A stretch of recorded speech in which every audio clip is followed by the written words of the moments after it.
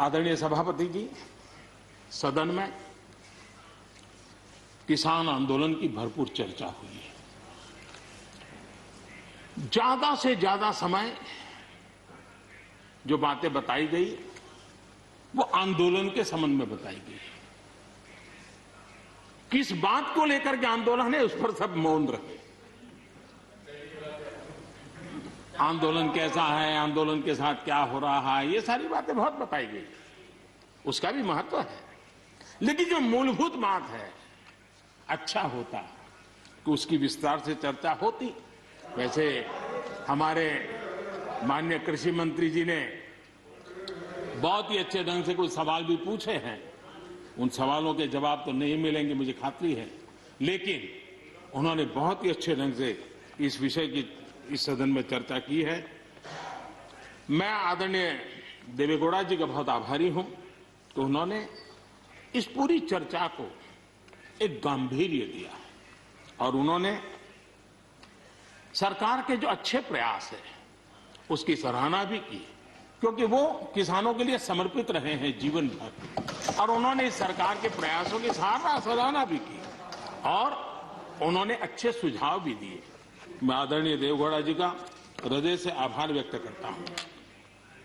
आदरणीय सभापति जी, खेती की मूलभूत समस्या क्या है, उसकी जड़ें कहां है, मैं आज पूर्व प्रधानमंत्री चौधरी चरण सिंह जी ने जो विस्तार से वो बताया था उसी का जिक्र करना चाहता हूं। बहुत लोग हैं जो चौधरी साहब की विरासत संभालने का गर्व करते हैं, वो जरूर इस बात को समझने का शायद प्रयास करेंगे। वो अक्सर 1970-71 जो एग्रीकल्चर सेंसस हुआ था उसका जिक्र उनकी भाषण में हमेशा आता था और उल्लेख करते थे। चौधरी चरण सिंह जी ने क्या कहा था, उनका कोट है, किसानों का सेंसस लिया गया तो 33% किसान ऐसे हैं जिनके पास जमीन 2 बीघे से कम है, 2 बीघे नहीं है, 2 बीघे तक है, 2 बीघे से कम।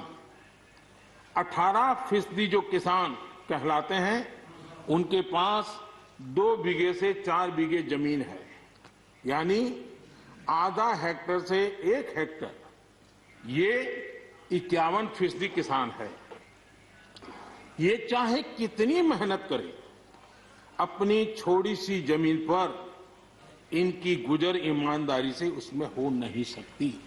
ये चौधरी चरण सिंह जी का कोट है। छोटे किसानों की दयनीय स्थिति चौधरी चरण सिंह जी के लिए बहुत ही हमेशा पीड़ा देती थी, वो हमेशा उसकी चिंता करते थे। अब हम आगे देखें, ऐसे किसान जिनके पास 1 हेक्टर से भी कम जमीन होती है, 1971 में वे 51% थे, आज 68% हो चुके हैं। यानी देश में ऐसे किसानों की संख्या बढ़ रही है जिनके पास बहुत थोड़ी सी जमीन है।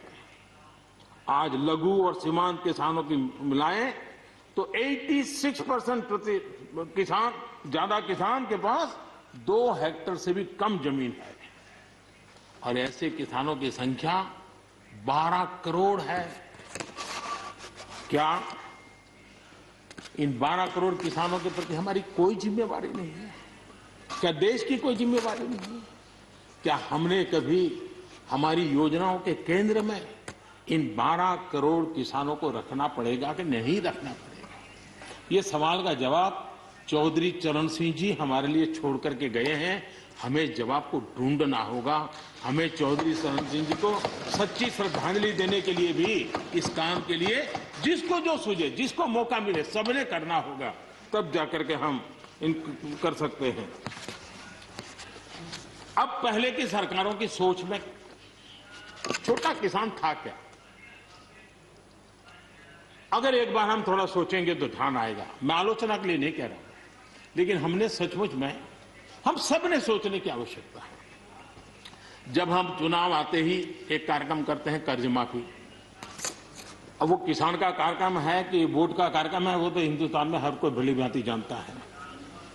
लेकिन जब कर्ज माफी करते हैं तब छोटा किसान उससे वंचित रहता है, उसके नसीब में कुछ नहीं आता है, क्योंकि कर्ज माफी जो बैंक से लोन लेता है उसके लिए होती है। छोटा किसान का बेचारा बैंक में खाता नहीं, वो कहां लोन लेने जाएगा।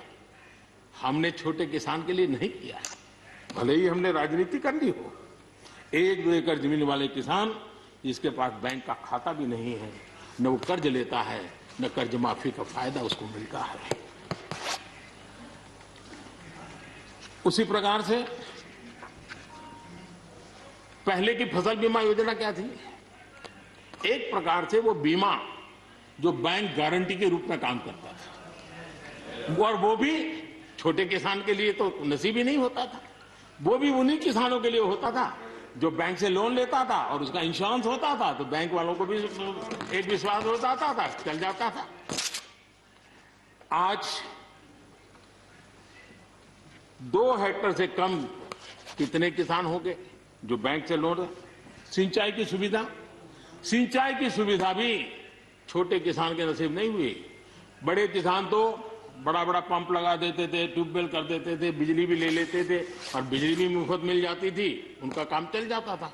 छोटे किसान के लिए तो सिंचाई के भी लिए दिक्कत थी, वो तो कभी ट्यूबवेल लगा ही नहीं सकता था, कभी कभी तो उसको बड़े किसान से पानी खरीदना पड़ता था और जो दाम मांगे वो दाम देना पड़ता था। यूरिया, बड़े किसान को यूरिया प्राप्त करने का कोई प्रॉब्लम नहीं था, छोटा किसान को रात रात लाइन में खड़े रहना पड़ता था, उस पर डंडे चलते थे और कभी कभी तो बेचारा यूरिया के बिना घर वापस लौट जाता था। ये हम छोटे किसानों के हाल जानते हैं। 2014 के बाद हमने कुछ परिवर्तन किए।